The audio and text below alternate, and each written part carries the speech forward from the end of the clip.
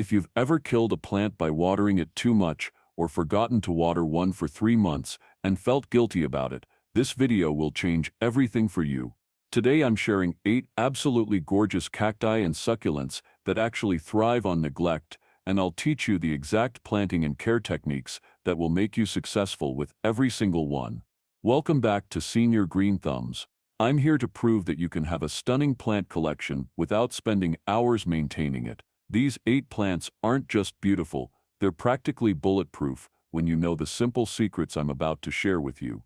By the end of this video, you'll know exactly how to plant, water, and care for each one, plus the one mistake that kills more succulents than anything else. Plant 1. Echeveria Blue Prince. Let's start with the Echeveria Blue Prince. This stunning rosette succulent has thick blue-gray leaves that form perfect geometric patterns. When you bring this home, you'll need a pot with drainage holes. This is absolutely non-negotiable. Use a cactus and succulent potting mix, never regular potting soil, which holds too much moisture. To plant your Echeveria, fill your pot about 1/3 full with the succulent mix. Remove the plant from its nursery pot and gently brush away the old soil from the roots. Place it in the new pot and fill around it with more soil, leaving about an inch of space at the top. Don't pack the soil down hard. These plants need air around their roots. For watering, here's the golden rule. Only water when the bottom leaves start to feel soft and less plump. This usually happens every 2 to 3 weeks in summer, less in winter. When you do water, soak it thoroughly until water runs from the drainage holes, then don't water again until those leaves tell you it's time.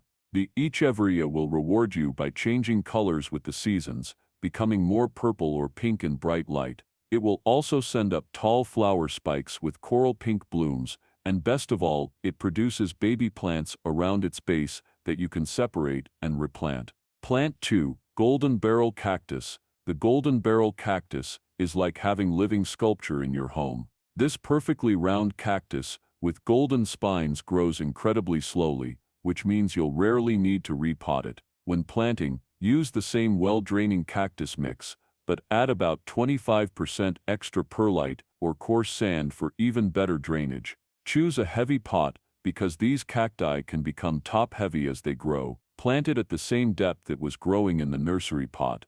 Here's what makes this cactus so beginner-friendly. I water mine only 6 times a year. In summer, water deeply every 6 to 8 weeks. In winter, water maybe 3 times total. The key is to let the soil become bone dry between waterings. Stick your finger 2 inches deep into the soil. If you feel any moisture at all, wait another week. When you do water, do it slowly and thoroughly. This cactus can survive months of drought, but just one instance of sitting in wet soil can kill it.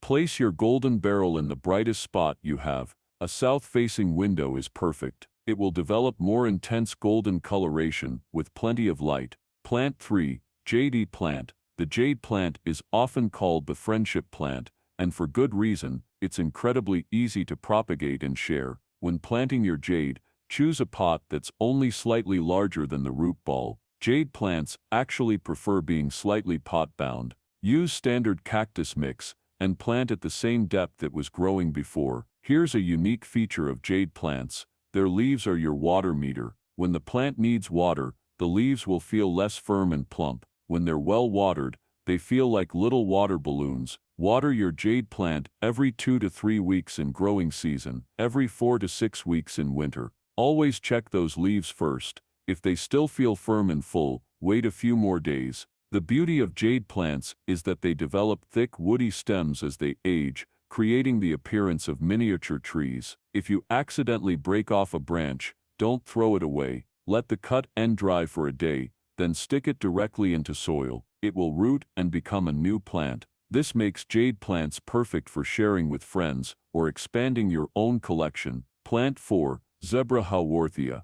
The zebra Hawworthia is perfect for those who want something striking but compact. This small succulent rarely grows taller than 6 inches and has distinctive white stripes that are actually raised from the leaf surface. Unlike many succulents, zebra Hawworthia prefers bright indirect light rather than direct sun. An east-facing window or a few feet back from a south window is perfect. When planting, Use a small pot with excellent drainage. These plants like to be cozy in their containers. The planting process is the same as other succulents, but here's what's different about care. Water every 3 to 4 weeks, and this plant is remarkably tolerant of irregular watering. It stores water in its thick leaves and can easily go 6 weeks without water if needed. Watch for baby plants that appear around the mother plant. You can carefully separate these with a clean knife and plant them individually. Each baby will grow into a perfect replica of the parent plant.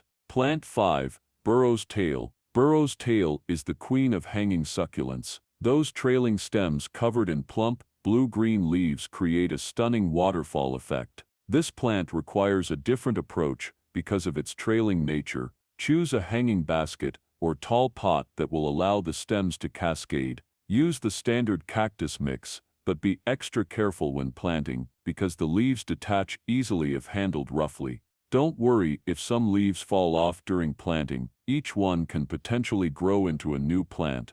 The key to success with Burrows Tail is finding the right spot and then leaving it alone. These plants don't like to be moved once they're established. Choose a location with bright, indirect light and good air circulation. Water every 3 to 4 weeks by thoroughly soaking the soil, then allowing excess water to drain completely. Never let this plant sit in standing water. The trailing stems can grow 2 to 3 feet long, so be patient. This plant rewards you with dramatic growth over time. Plant 6, Christmas Cactus. The Christmas cactus breaks all the typical cactus rules, and that's what makes it perfect for beginners who are intimidated by traditional cacti. This plant has no spines and actually prefers slightly more moisture than other cacti. When planting, use a standard potting mix rather than cactus mix, but ensure your pot has excellent drainage. Christmas cacti prefer to be slightly pot-bound, so don't rush to repot unless roots are growing through the drainage holes. Water when the top inch of soil feels dry, usually every 10 to 14 days.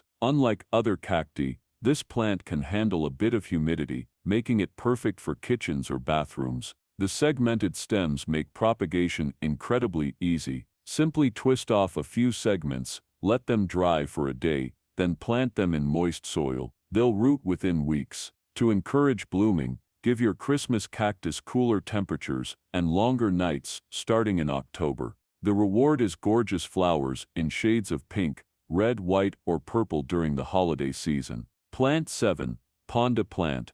The Panda Plant is unlike any other succulent because of its velvety fuzzy leaves. Those silver green leaves with chocolate brown edges feel exactly like velvet and make this plant irresistible to touch. When planting, use standard cactus mix in a pot with drainage holes. The fuzzy leaves are actually an adaptation that helps the plant conserve water, making it extremely drought tolerant. Plant at the same depth as it was in the nursery pot.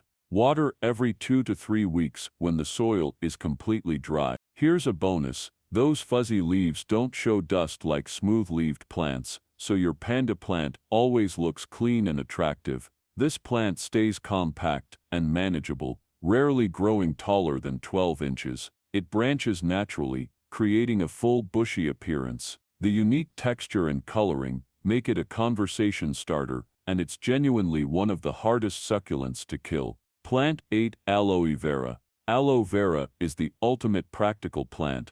It's beautiful and serves as a natural first aid kit. Those thick gel-filled leaves contain soothing compounds, perfect for minor burns and skin irritation. When planting aloe vera, choose a wide, heavy pot because this plant produces many babies and can become top-heavy. Use cactus mix and plant at the same depth as before. Make sure your pot has drainage holes. This cannot be emphasized enough. Water deeply every 3 to 4 weeks during growing season, allowing soil to dry completely between waterings. In winter, reduce watering to once a month or less. The thick leaves will tell you when the plant needs water by becoming less plump and firm. Aloe vera constantly produces baby plants around its base. When these babies are about 1/3 the size of the mother plant, you can carefully separate them with roots attached and plant them individually. This gives you an endless supply of new plants to keep or share.